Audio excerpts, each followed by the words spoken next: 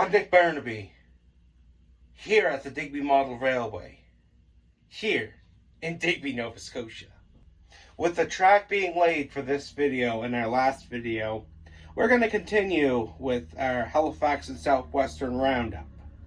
Today, and something that I might have neglected to share with you guys the last video, we're going to be covering the Bridgewater station, which is going to be its own video on its own. Built in 1889 and designed by Vincent Griffiths of New York, it was very questionable what this style of station was. Was it stick? Was it shingle style? Was it Romanesque revival? We can't figure it out. The tower of the station was believed to be a barn-style tower.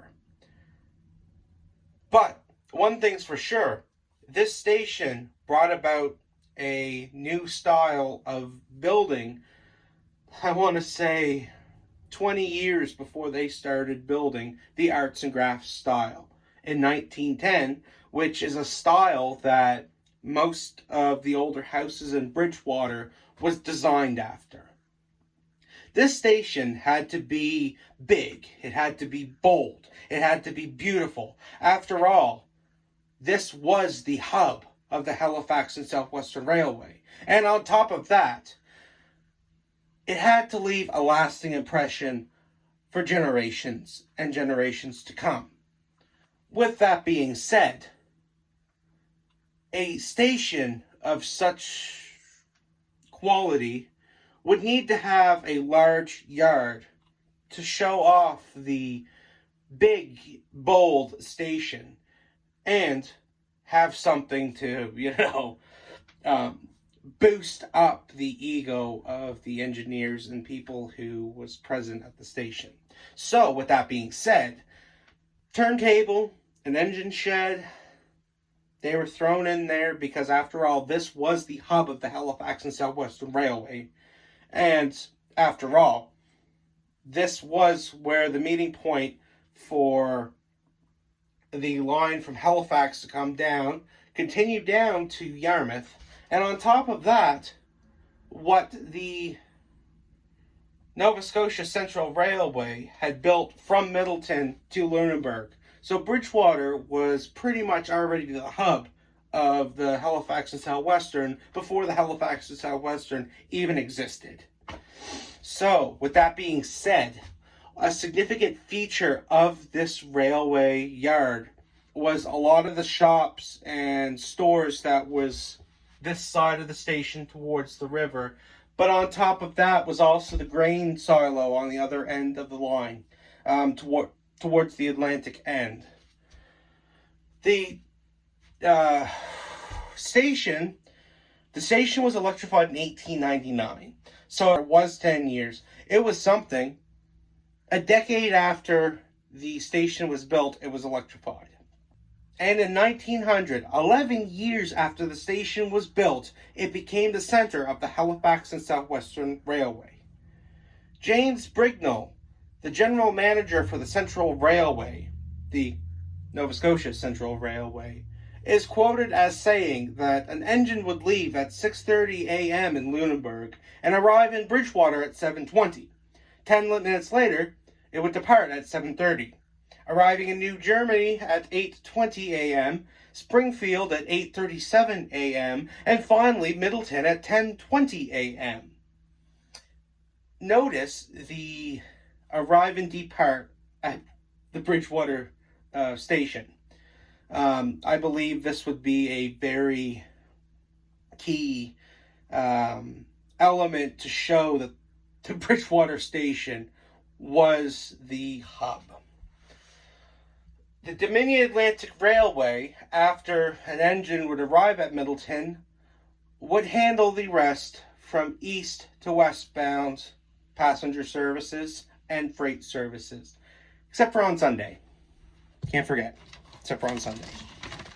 They teased at an idea of a line from New Germany via Caledonia down to Liverpool.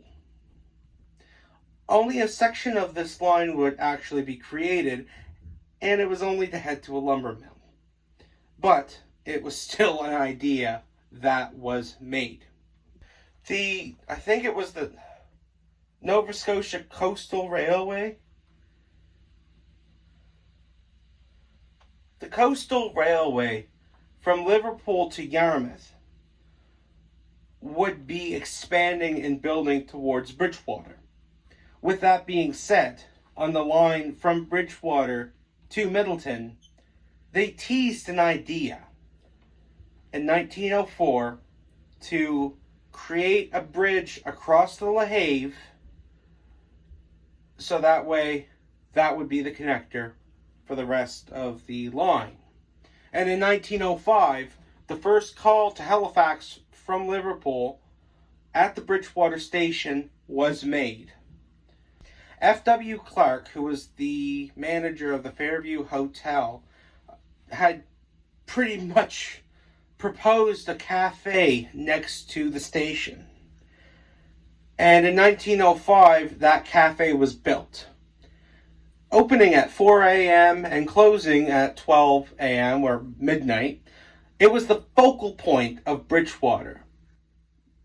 Watching the engine arrive from Halifax or Yarmouth, you would see 5 coaches and a parlor car arrive. Now, this cafe would draw in a lot of older women who, of course, would want to see the fashion roll in, quite literally, from Boston and New York. So, this cafe, it was pretty crowded. Because, of course, all the older women and possibly some of the few rich younger women would want to see what the high and fashionable were wearing, so they could adjust their wardrobe to fit the acquired taste, which, you know. Now, a very, very well-known fire took place in Bridgewater. And I'm not talking about the fire in 1899. I'm talking about the fire in 1925. At approximately 12:20 p.m., and I don't remember what caught fire first, but there was a fire. And it wound up destroying everything east of the track. Every building surrounding where this fire was, gone.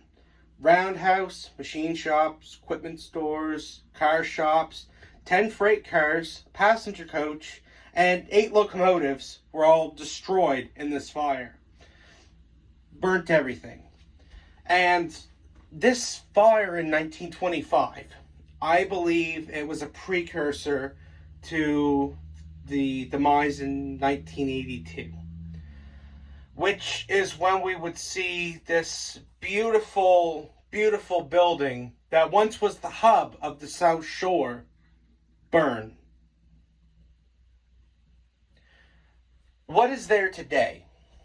What is left over of the hub of the Halifax and Southwestern Railway? Well, if you search north of town, you will find the tracks leading to Middleton. South of town, close to where the theater is and where the grain silos would have been, you can see the tracks leading out to Liverpool. As for the structures, the station, everything that once was there during this grand time of railroading, it's gone. The station quite literally went from this to this. And it's quite a shame to see that this hub that quite literally helped build a nation, helped build this province up, one of the railways, gone. But this is how things happen. The world moves on, yet us historians are still in love with those beautiful buildings and those strong steam engine. And it's quite fitting that I have a Superman shirt on. I'm just realizing, because he's faster than a bullet, stronger than a speeding train, and whatever goes along with the rest of the saying. So, with that, I'm Nick Barnaby. You're watching the Digby Model Railway here in Digby, Nova Scotia.